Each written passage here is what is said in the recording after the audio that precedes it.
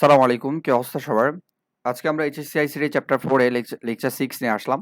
আজকে আমরা কথা বলবো HTML হাইপারলিংক এবং HTML ইমেজ নিয়ে। যেটা অনেক ইম্পোর্টেন্ট।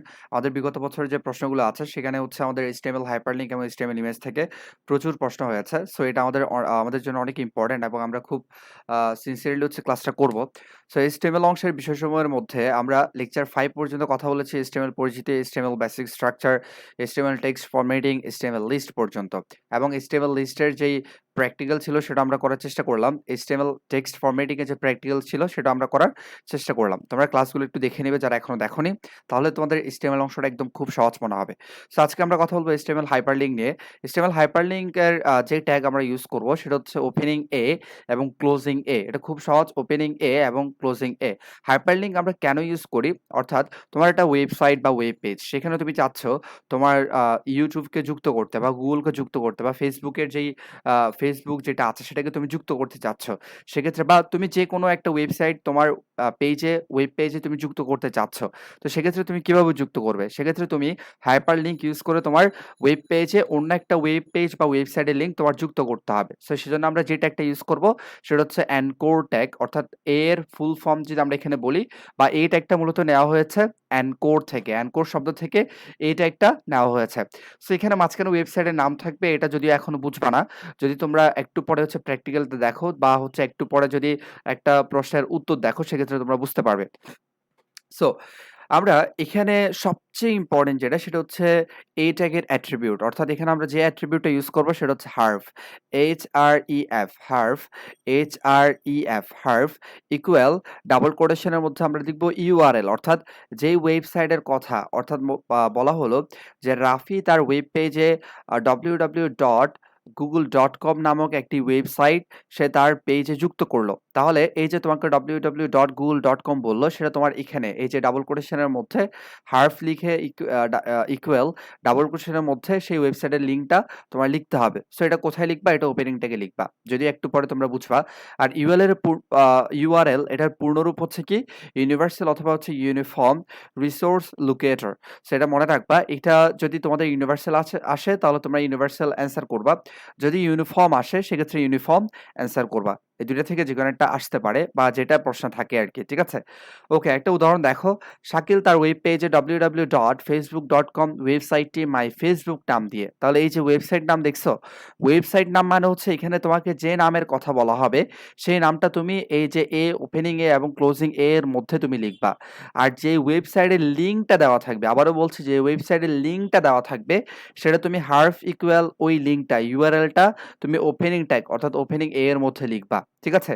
সো কি বলছে দেখো, শাকিল তার ওয়েব পেজ www.facebook.com ওয়েবসাইটটি মাই ফেসবুক নাম দিয়ে যুক্ত করলো। শাকিলের ওয়েব পেজের HTML কোডটি লিখো। তাহলে খুব সহজ, ওপেনিং HTML ক্লোজিং HTML, যেহেতু এখানে কোনো হেড নাই তাহলে হেড বাদ দিয়ে দিলাম, ওপেনিং বডি ক্লোজিং বডি। এরপর আমি কি করলাম দেখো, যে ওপেনিং এ শুরু করলাম, ক্লোজিং এ লিখে ফেললাম, ঠিক আছে? এরপর দেখো যেহেতু এখানে www.facebook.com এই লিঙ্কটা দেওয়া আছে, তাহলে লিঙ্কটা কোথায় যুক্ত করব? এই যে ওপেনিংটাকে হার্ফ অ্যাট্রিবিউটে ইউজ করব, HREF হার্ফ ইকুয়াল www.facebook.com ডাবল কোটেশনের মধ্যে লিখে ফেললাম। এটা তুমি নরমালি লিখবা, নরমালি লিখলেই তোমার এই লেখাটা হচ্ছে এরকম শো করবে। এরপর আমার আমার এটা হচ্ছে www.facebook.com, এটার মূলত হচ্ছে নাম, যেটা হচ্ছে আমার ওয়েব পেজে দেখাবে সেটা হচ্ছে কি মাই ফেসবুক, অর্থাৎ তাহলে আমাদেরকে নাম বলে দিছিল কি মাই ফেসবুক, মাই ফেসবুক নাম দিয়ে। তাহলে তোমাকে যে নামটা বলে দিবে সেটা তুমি ওপেনিং এ এবং ক্লোজিং এ এর মধ্যে রাখবা, ঠিক আছে? সো এই হচ্ছে ব্যাপার। তোমরা এটা প্র্যাকটিক্যাল করবা W3 স্কুলে, তাহলে তোমাদের কাছে এটা ক্লিয়ার হয়ে যাবে। ক্লিয়ার? সো নামটা সবসময় মাঝখানে রাখবা। অনেকেই ভুল করে কি করে, ওয়েবসাইটের যে লিঙ্কটা সেটাই হচ্ছে মাঝখানে লিখে দেয়। না, এটা ভুলেও করা যাবে না। ওয়েবসাইটের লিঙ্ক অলওয়েজ হচ্ছে হার্ফ, HREF হার্ফ ইকুয়াল হচ্ছে ডাবল কোটেশনে লিখবা ওপেনিং ট্যাগে। এরপর বাকি যে অংশটা বা নাম যেটা দেওয়া থাকবে সেটা মাঝখানে লিখবা। এটা বারবার বললাম, মনে রাখবা। এরপর HTML ইমেজ। HTML ইমেজ খুব সহজ। ইমেজ একটা হচ্ছে এমটি ট্যাগ। আবারও বলছি, ইমেজ একটা এমটি ট্যাগ, কারণ এটার কোনো ক্লোজিং ট্যাগ নাই। আমরা জানি যে ট্যাগের ক্লোজিং নাই তাকে আমরা এমটি ট্যাগ বলি। তাহলে এটার অ্যাট্রিবিউট হচ্ছে অনেকগুলো অ্যাট্রিবিউট আমাদের ইউজ করতে হয়। যদিও হচ্ছে এখানে সবচেয়ে বেশি আসে প্রথম 3টা অ্যাট্রিবিউট। আবারও বলছি, সবচেয়ে বেশি আসবে প্রথম 3টা অ্যাট্রিবিউট, ঠিক আছে? অ্যাট্রিবিউট ইউজ করতে হয় ওপেনিং ট্যাগে, ক্লোজিং ট্যাগে অ্যাট্রিবিউট কখনো ব্যবহার করা হয় না। তাহলে প্রথম যে অ্যাট্রিবিউটটা তুমি দেখতে পাচ্ছ SRC, SRC মানে হচ্ছে সোর্স, ঠিক আছে? অর্থাৎ ছবির লোকেশনটা এখানে লিখতে হবে। ক্লিয়ার? এরপর দেখো ছবির হাইট অর্থাৎ ছবির লম্বাতে কতটুকু সেটা লিখতে হবে। এরপর ছবির উইডথ অর্থাৎ পাশে কতটুকু সেটা লিখতে হবে। তো লিখার ক্ষেত্রে এখানে তোমাকে 300 ও দিতে পারে অথবা 300 px ও দিতে পারে। px মানে হচ্ছে পিক্সেল, ঠিক আছে?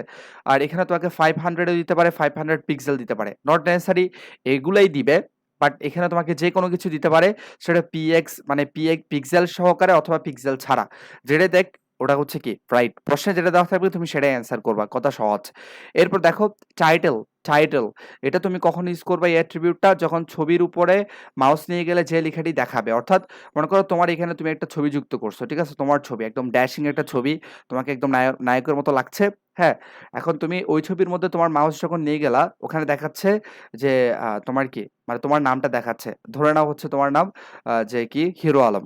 ঠিক আছে? হিরো আলম লেখাটা দেখাচ্ছে টাইটেলে, মানে তোমার ছবির উপরে হিরো আলম লেখাটা আসছে। সো এরকম যদি তোমার ছবির উপরে যেকোনো লেখা যদি তুমি যুক্ত করতে চাও তাহলে সেক্ষেত্রে তোমার টাইটেল অ্যাট্রিবিউটটা ইউজ করতে হবে। যেমন তুমি মনে করো এখানে আমাদের জাতীয় সংসদের ছবি দিলা, সো ওটার উপর আমি মাউস নিয়ে গেলাম, ওখানে দেখাচ্ছে জাতীয় সংসদ ভবন। ঠিক আছে? এই লেখাটা যদি তুমি যুক্ত করতে চাও ছবির উপরে বা ছবিতে মাউস নিয়ে গেলে এই লেখাটা যদি শো করাতে চাও সেক্ষেত্রে তোমার এই যে টাইটেল অ্যাট্রিবিউটটা ইউজ করতে হবে। ঠিক আছে? যে নামটা তুমি দিবা সেই নামটা এখানে ডাবল কোটেশনের মধ্যে লিখবা। এরপর দেখো ALT, ALT মানে হচ্ছে অল্টার, অল্টারনেটিভ বলি না আমরা, অল্টারনেটিভ, ওখান থেকে মূলত হচ্ছে ALT টা আসছে। ঠিক আছে? সো ALT মানে আসলে মূলত কি? এটা হচ্ছে যেমন ধরো বাই এনি চান্স তোমার যেই ছবিটা সেটা হচ্ছে ওয়েব পেজে শো করছে না। তো তুমি কি করবা? তুমি যেকোনো একটা লেখা শো করাবা। যেমন তুমি লেখা শো করাতে পারো হচ্ছে লোডিং, হ্যাঁ? অথবা তুমি হচ্ছে মানুষকে বোকা বানানোর জন্য তুমি বলতে পারো যে হচ্ছে দিস ইমেজ ইজ আনএভেইলেবল। এটা হচ্ছে ছবিটা এখন কি আনএভেইলেবল। ঠিক আছে? অথবা এটা লোডিং হচ্ছে। সো তুমি ছবি যদি বাই এনি চান্স শো না করে সেক্ষেত্রে তুমি যেটা শো করাতে চাইবে সেটা হচ্ছে তুমি এখানে লিখে দিবে। সিম্পল। এরপর হরিজন্টাল এরপর ভার্টিক্যাল এগুলো যদিও আসে না তারপর হচ্ছে আমি লিখে দিলাম। হরিজন্টাল মানে হচ্ছে তোমার লেখাটা হচ্ছে উপর এবং নিচ থেকে। এই যে উপর, এই উপর থেকে এবং নিচ থেকে কতটুকু জায়গা নিবে। ঠিক আছে? সরি, হরিজন্টাল হচ্ছে তোমার ছবিটা হচ্ছে মাঝখান থেকে। এই যে মাঝখানে মনে করো তোমার ছবিটা আছে, পাশ থেকে এই যে পাশ থেকে এবং এই পাশ থেকে কতটুকু জায়গা নিবে। মনে করো এদিক থেকে 30, এদিক থেকে 30 জায়গা নিলো।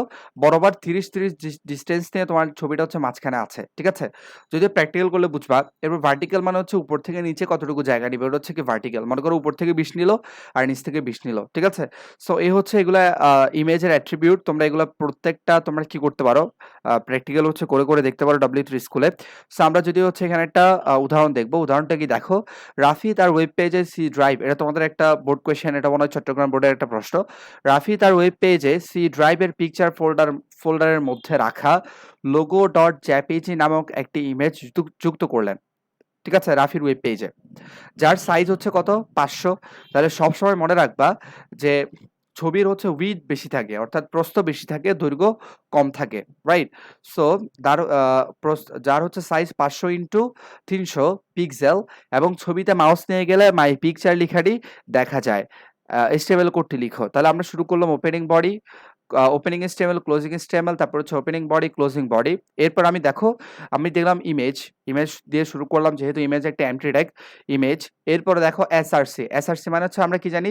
ছবির লোকেশন। তাহলে ছবির লোকেশন কোথায় কোথায় বলছে দেখো।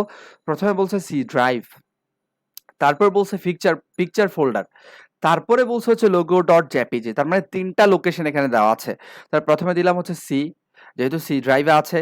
এরপর হচ্ছে একটা স্ল্যাশ দিলাম, স্ল্যাশ দিয়ে হচ্ছে পিকচার ফোল্ডার, সি ড্রাইভের পিকচার ফোল্ডার। তাহলে আবার স্ল্যাশ দিয়ে পিকচার ফোল্ডার দিলাম। আবার পিকচার ফোল্ডারের মধ্যে কোথায় আছে? logo.jpg। তাহলে আবার স্ল্যাশ দিয়ে হচ্ছে logo.jpg লেখাটা লিখলাম, মানে হচ্ছে যেটা আছে যে ছবিটা সেটার হচ্ছে যে নামটা আছে সেটা লিখলাম। ক্লিয়ার? তাহলে যদি তোমাকে ডিরেক্ট ছবির লোকেশনটা বলে দেয়, যেমন ডিরেক্ট ছবির লোকেশন বললো logo.jpg, তোমাকে সি ড্রাইভ, পিকচার ফোল্ডার এগুলো কিছুই বললো না, তাহলে তুমি শুধু কি লিখবা? এই যে প্রথমের যে অংশটুকু সি ড্রাইভ থেকে শুরু করে পিকচার ফোল্ডার পর্যন্ত, এই যে অংশটুকু এটা হচ্ছে বাদ দিয়ে শুধু লিখবা logo.jpg। ক্লিয়ার? আর যেহেতু এখানে আমাদের অনেকগুলো লোকেশন যদি দিয়ে দেয় সেক্ষেত্রে তুমি একটার পর একটা এরকম স্ল্যাশ চিহ্ন দিয়ে লিখবা, যেমন হচ্ছে C slash picture slash logo.jpg। Clear? এরপর দেখো সাইজ দিচ্ছে কত। তাহলে সাইজ হচ্ছে উইথ হচ্ছে 500, সবসময় উইথ বড় থাকবে। আবারও বলছি উইথ সবসময় বড় থাকে। তাহলে উইথ ইকুয়াল 500 পিক্সেল। এই যে এখানে পিক্সেল একটা দিছে মানে হচ্ছে দুইটাতেই আছে, 500 পিক্সেল 300 পিক্সেল। তাহলে 500 পিক্সেল ডাবল কোটেশনে লিখলাম। হাইট হচ্ছে কত 300 পিক্সেল, তাহলে 300 পিক্সেল ডাবল কোটেশনে লিখলাম।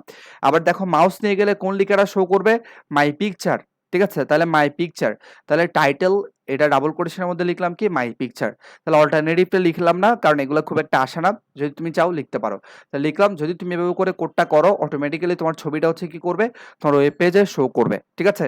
সো এই হচ্ছে আমাদের ইমেজ এবং হচ্ছে কি তোমার হাইপারলিংক। ইমেজ এবং হাইপারলিংক থেকে অবশ্যই প্রশ্ন আসবে, বেশি করে প্র্যাকটিস করবে। আর হচ্ছে কোনো ডাউট থাকলে, কোনো কনফিউশন থাকলে কমেন্টে জানাবা, আমি তোমাদেরকে ক্লিয়ার করে দিব, ঠিক আছে। সো এটার যদি প্র্যাকটিক্যালও তোমাদের প্রয়োজন হয় সেক্ষেত্রে হচ্ছে তোমরা W3 স্কুলে করে ফেলতে পারো। আর যদি তোমাদের খুব বেশি প্রয়োজন হয়, যদি না বুঝো তাহলে আমাকে বলতে পারো, আমি তোমাদেরকে হচ্ছে কি করব, যে প্র্যাকটিক্যাল করে একটা ভিডিও বা লেকচার দিয়ে দিব, ঠিক আছে। সো আল্লাহ হাফেজ, ভালো থাকো, পরবর্তী ভিডিওতে দেখা হবে। আসসালামু আলাইকুম।